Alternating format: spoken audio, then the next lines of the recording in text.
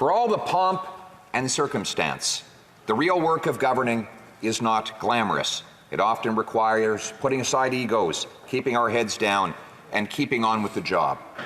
Her humility reminded us that government is not about us. It is about those we serve. We are indeed servants and not masters. The Queen had a special place in our hearts, and we had a special place in hers. She spent a more official time here in Canada than in any other country save the United Kingdom. She first visited Canada as Princess Elizabeth in 1951. It was on that trip that she said, and I quote, "From the moment when I first set foot on Canadian soil, the feeling of strangeness went, for I knew myself to be among not only friends, but amongst fellow countrymen."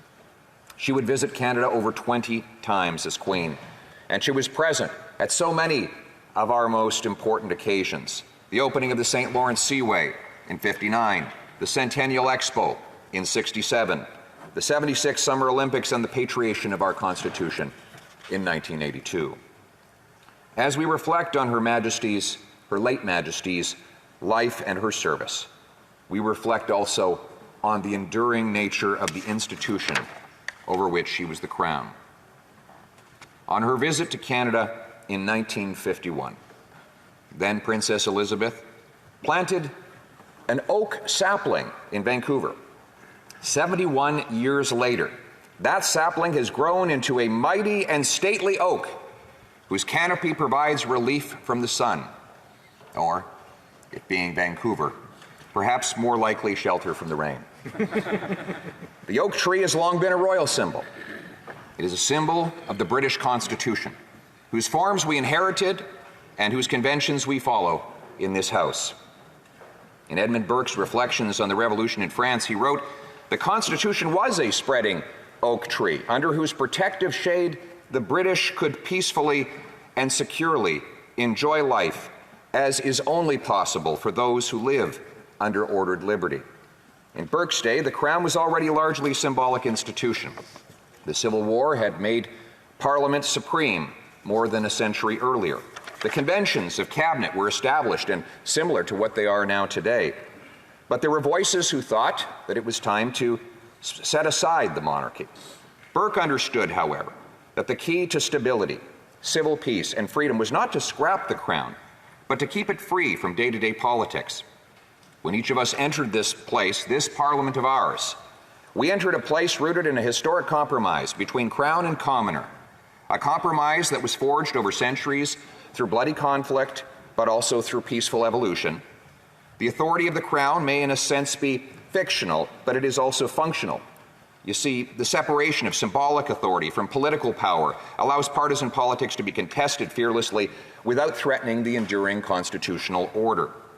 Parties and politicians come and go, the crown endures. The division of duties, or the org chart, as we might say in workplace lingo, is simple.